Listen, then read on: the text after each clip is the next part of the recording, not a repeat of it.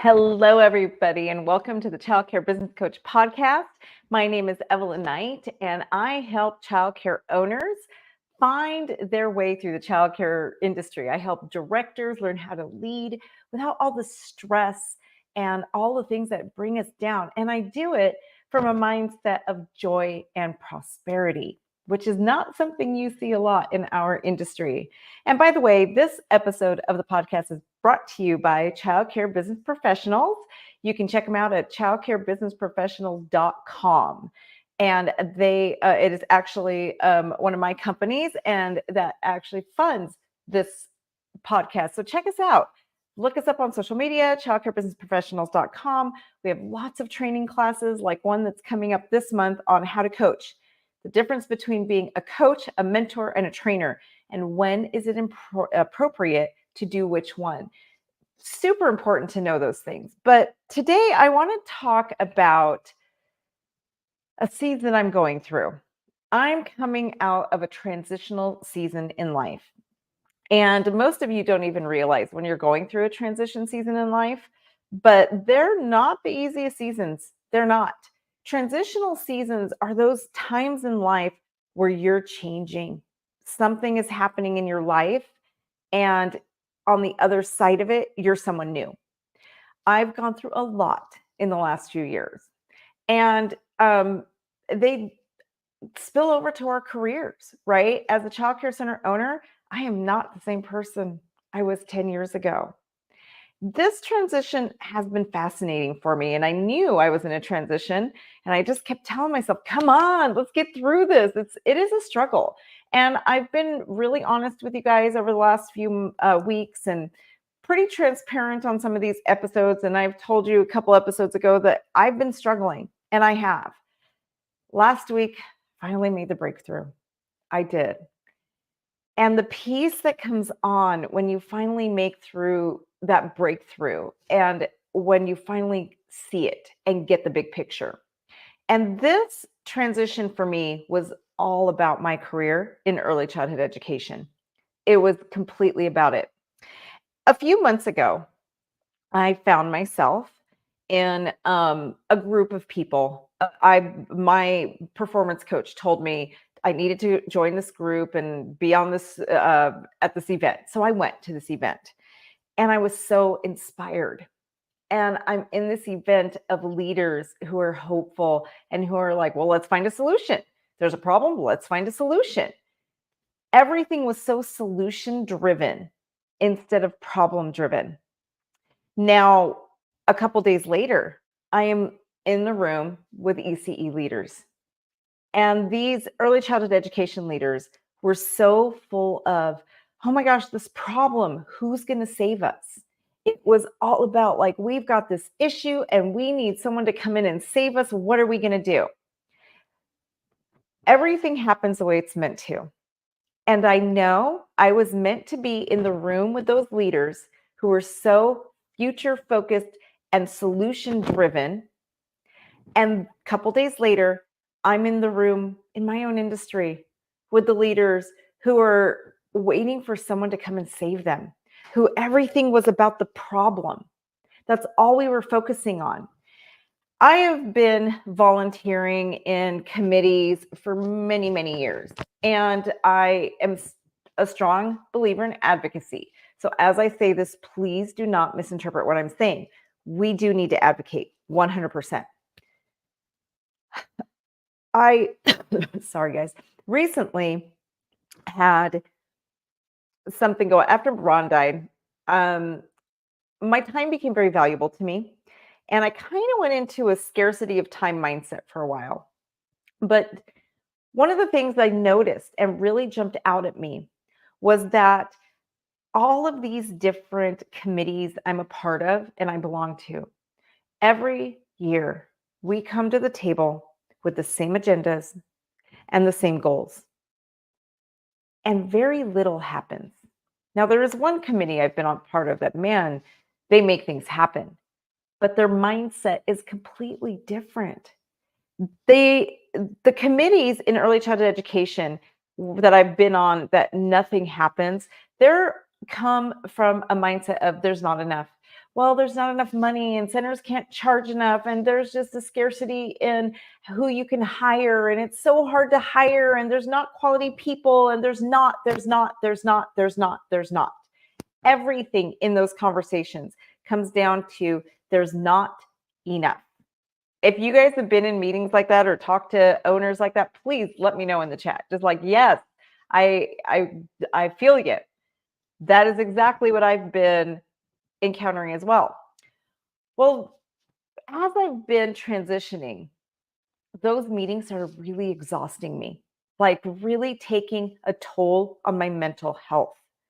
So I decided it's enough. That day in that meeting, I decided, like, yeah, I'm going to advocate, but I have to separate myself from this, or I'm honestly don't know if I'm going to stay in early childhood education or if I'm just going to become my own lone wolf over here.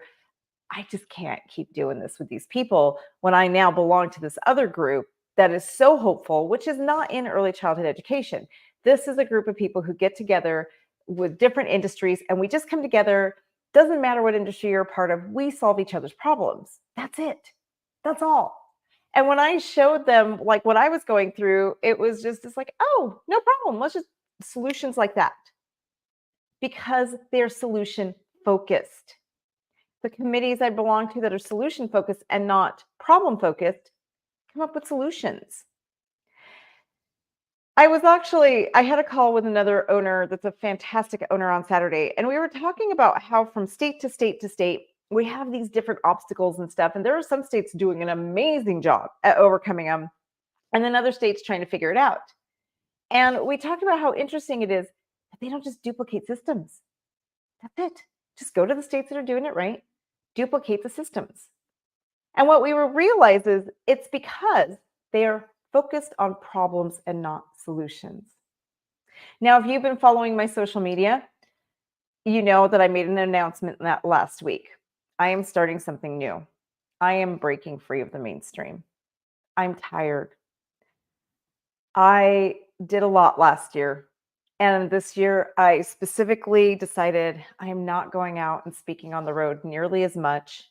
I am not going to be participating on it nearly as much because it was honestly just draining me. It was exhausting me. And I realized that the trendy things that are going on in ECE, it's not my cup of tea. And that's okay. I'm starting a group that will be my cup of tea with people that make me feel hopeful and calm and peaceful, not this doom and gloom. And I can tell you, it's kind of ironic. It was totally not even planned. I put this post on Facebook, and if you haven't seen it yet, go check out my Facebook post. I believe it was on Wednesday. Let me check for you guys really quick, but I believe I put it on Wednesday. But I basically put this post on Facebook and just said, "Hey, this is where I'm going. I am I feel like I don't fit in an ECE anymore. So I am starting a new group of like minded people.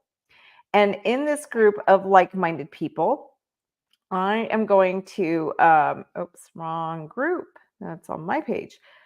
With this group of like minded people, I really want to just focus on solutions and people and align myself with people who want to move forward in early childhood education and who don't believe that we have to go off a cliff.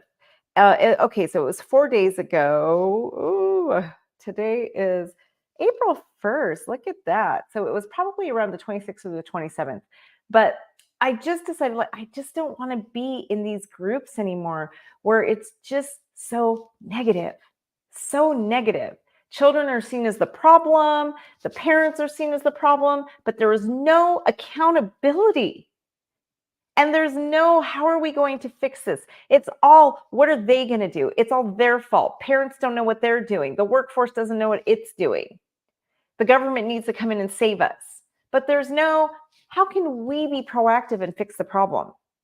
So I posted this and I could not believe it.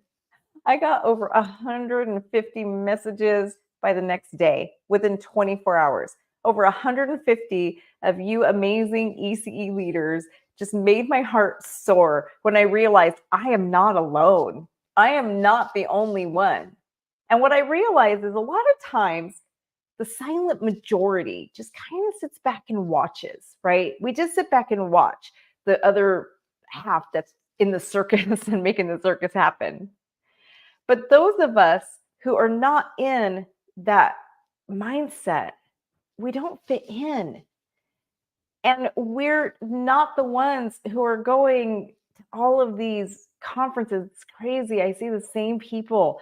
It's like, I don't know, I'm not just, and they're not in the mainstream. And it's because we don't fit in with the mainstream. I also know that what is coming to early childhood education is going to change the landscape. This is a movement, and I am so excited to see so many of you. I have to say that within 24 hours, I had 150 people in my inbox who were saying, yes, I feel this. I resonate with you. Please let me into your group. I haven't even looked. I'm so overwhelmed. I know there's over 200 at this point, but I have not even looked at how many people are still reaching out to me, still want an application. So it just really lit my fire. And I just thought, oh my gosh, I'm not alone. I'm not alone. This is amazing and awesome that there are other ECE people out there who get it. They understand what's happening. And let me tell you what's going to happen. We are going through a revolution in early childhood education. When we get to the other side of this industry is not going to look the same. And there's going to be two camps of people. There's the camp of people who are just like, no, it needs to be this way and it's not going to change. And they're going to die on that hill.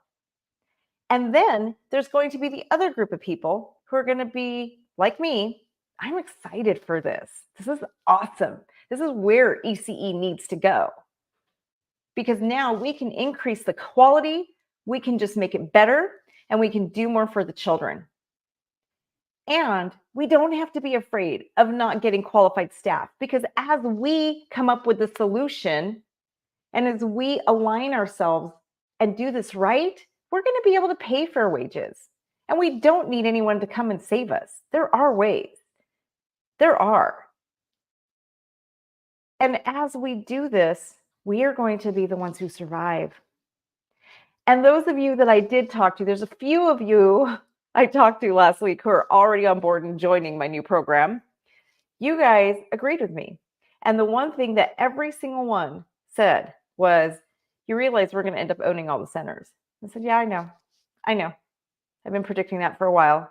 At those of us who are not stuck in this scarcity mindset of there isn't enough children, there's not enough money, there's not enough help, please come save me. Those of us who are not waiting for someone to come save us, those of us who know that there is more than enough out there, there is more than enough, we're going to end up owning the entire industry. But maybe that's the way it needs to be. And I really do believe that. Because those of us who are in that mindset also understand the quality. We understand that behavior is not a child's fault. A behavior does not define who a child is. It is a byproduct of something else. Those of us who are solution focused don't blame children or their parents for their behaviors. We find solutions. We get to the bottom of it. We don't blame the government when we can't pay our bills. We find solutions and we find alternatives. We bring in alternative revenue streams. We think on a higher level. We don't rely on grants to make our businesses survive. We understand the importance of being good business people that put the children first. We don't worry about a lot of those things. And we do. I'm not going to say phrasing that way is wrong. It is a concern. I do get concerned for my staff. I do, because my staff does absolutely deserve better benefits, better pay, all of the things. But I'm not going to wait for someone to come do it for me. I'm going to figure it out for myself. I already have several things in the works to figure it out. and we look for alternatives. I talked to one owner who literally got an entire apartment complex donated to her so she could house her staff. She couldn't pay more, but she could give them free housing. I'm working on a project right now to get my staff free groceries where they don't have to pay for groceries. So even if the dollar of their checks aren't as much, they would literally have to go make $10 an hour more because of what I do provide, the benefits I do give them. And that is what is important. We're always looking at these things from such a negative standpoint. Well, I can't attract people. You're right, you can't because you believe you can't. I believe I can, so I do. So it's a very exciting time for me because, like I said, I've had so many of you turn in applications for my new program. So I want to just spend the last couple minutes with you guys talking about my new program. If you are one of the people that you are just like, yes, you are preaching to the choir here. I see in the chat, and by the way, when I stream, I'm on YouTube and everything at the same time. I see you're not alone. I am so excited. And I'm so happy to see all of you who are excited for this, who want to break free of this trend. And so you get it. You get that it's okay, number one, for us as business owners to prosper. It is okay for you to make money as a business owner. Nobody goes into business to be broke. And this is the only industry I know that guilts owners for being prosperous. It's ridiculous. It really is. It's because people in this industry have such a bad relationship with money. It's your paradigms. It's how you think about money. You buy all those things of money is the root of all evil, or money makes people turn bad, or whatever. Money doesn't make anybody change. It enhances who a person is in their heart. That's all it does. I love when I donate so much money and I give so much because that's who I am. It's just who I am. So you don't have to be afraid of money, and you don't have to judge people who have a good relationship with money. Could say so many things, but I'm going to stop there. So, my new program is based on people who have a good relationship with money, who aren't waiting for the government to come and save them, and who know that together we will find a solution. I am putting together a very close incubator of people. Right now, I'm starting with only 20, which I realized I'm probably going to have to increase my numbers. I had no idea so many people would want in. I've literally had people sending me their resume all weekend, and I've already signed up our first 6 people. There are already 6 spots taken, and those were just people I know who said, "Oh my gosh, I want in now." And I was like, "Well, I know you. You don't have to apply. Let's hop on a call. I already know you and who you are, and I already know we're going to be teaming up on something. So let's hop on a call." All 6 of them sign me up. So it's going to be this group. We're going to get together 3 times a year in person. One of them is going to be at the Child Care Business Summit. And by the way, if you have not bought your ticket to the Child Care Business Summit yet, we are almost sold out. So please get your ticket now before you miss out. It's June 20th and 21st in Lake Tahoe. And this is the kind of thing we teach. We don't talk about the doom and gloom. We talk about solutions. We are solution focused, not problem focused. And I'm bringing in people, Tony Child, my performance coach, will be there, and a lot of people from around other industries that have successfully revolutionized industries. There will be some, like Scott Wayman from ECE will be there, because Scott Wayman he has a great relationship with money. Samantha Phillips will be there. But for the most part, it's going to be people who completely change our paradigm, because that is what we need in early childhood education. We need a paradigm shift. So we'll be getting together after, including Summit, and then we're going to do 2 intimate retreats together a year, where we get in a room together, we brainstorm, and I'm bringing other people in from really high levels to just pour into us and to help us level up together. We're also going to get together monthly for monthly Zoom calls.